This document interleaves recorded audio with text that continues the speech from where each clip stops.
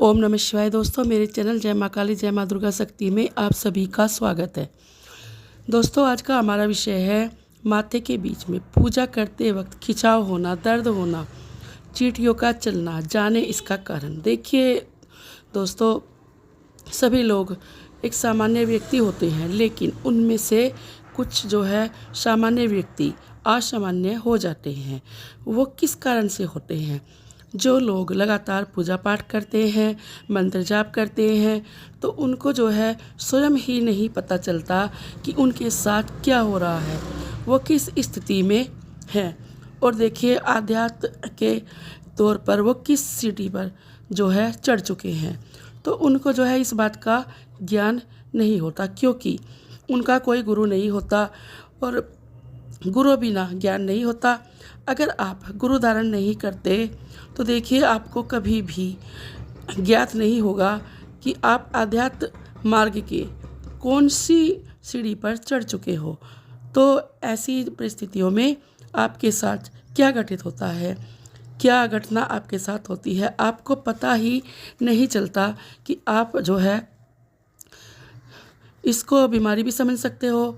कभी कहते हो कि हमें बीमारी हो गई है, आप डॉक्टर के पास जाते हो, अपना इलाज करवाते हो, लेकिन जो आपका आध्यात्मिक मार्ग है वो बीमारी नहीं होता है। आध्यात्मिक मार्ग कोई घटना होती है, इसका कोई भी इलाज कहीं भी मेडिकल साइंस में नहीं होता, इसका निवारण नहीं होता है, इसका इलाज आध्यात्मिक मार्ग से ही किया जाता है। तो जब आपको ये खिंचाव महसूस हो देता है, तो आपको लगता है कि कुछ रेंग सा रहा है, कुछ दर्द सा हो रहा है, आपके जो है कमर में होता है, माथे के बीच में होता है। तो जब आप जो भी आपका आज्ञा चक्र होता है, वो जो आपका आज्ञा चक्र होता है उस समय पर जागृत होने लगता है। जब हमारा आज्ञा चक्र जागृत होता है तो हमें ये खिंचाव होना शुरू हो जाता है। कभी कभी दर्द महसूस देता है, ऐसा लगता है जैसे चींटी सी चल रही हो। माथे के बीच में आपके आज्ञा चक्र जो है आपका जागृत होने लगता है। ये सब लक्षण उसी के होते हैं। यानी जो 7 चक्र होते हैं उसमें से जो छठा चक्र होता है वो आज्ञा चक्र होता है। उसके बाद 7वां चक्र आता है। तो उस समय पर जो है आपका जो आज्ञा चक्र है वो जागृत हो रहा होता है।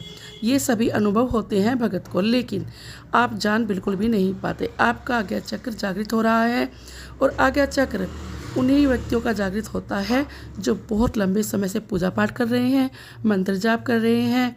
तो जो मंत्र जाप आप करते हो उन्हीं लोगों का आज्ञा चक्र जागृत होता है। उन्हीं लोगों की कुंडलिनी आज्ञा चक्र तक चलकर जो है पहुंच जाती है, लेकिन उनको इसका आभास बिल्कुल भी नहीं होता। जब कुंडलिनी हमारे मेरुदंड में चलती है या हमारे पैस में चलती है, तो उस समय में हमारी कमर में जो है चींटियाँ सी काटने लगती है, और लोग समझ नहीं पाते। उनको ऐसा लगता है कि ये जो है ये क्या हो रहा है हमारे साथ में। कुछ लोग इसको नकारात्मक ऊर्जा समझते हैं, कुछ लोग इसको भूत प्रेत समझते हैं कि जब हम पूजा पाठ करते हैं तो हमारी कमर में चींटी सी चलने लगती है, हमारे ऊपर किसी भूत प्रेत का साया है, जबकि ऐसा कुछ भी नहीं है।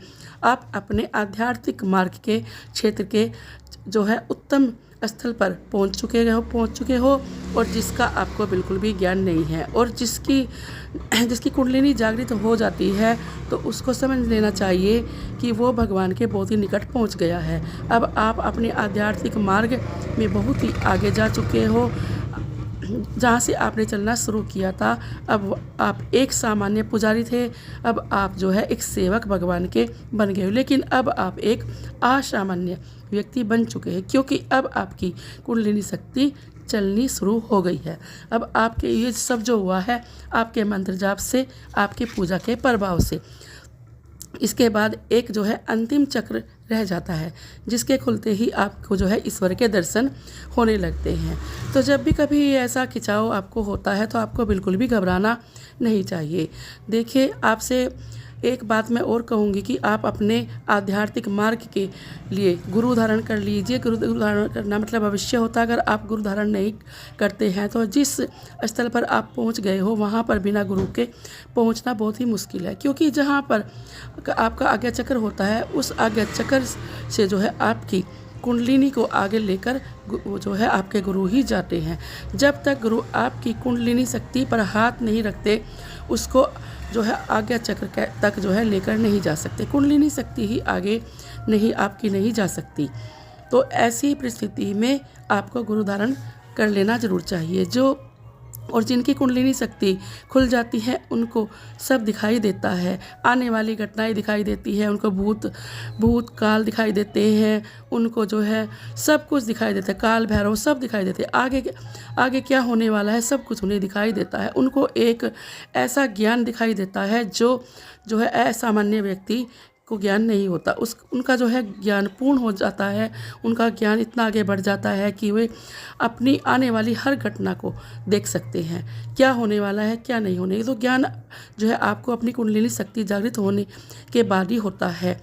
और देखिए इसमें जो है आप इसको कुछ बीमारी मत समझिए, सब कुछ मैंने आपको अच्छी तरह से समझा दिया। यानी कि आपको देखिए कहाँ से आप चले थे, कहाँ आप पहुँच गए। अब आप असामान्य व्यक्ति हो चुके हैं, दूसरे लोगों का भी आप भला कर सकते हो और अपना भी आप भला कर सकते हो।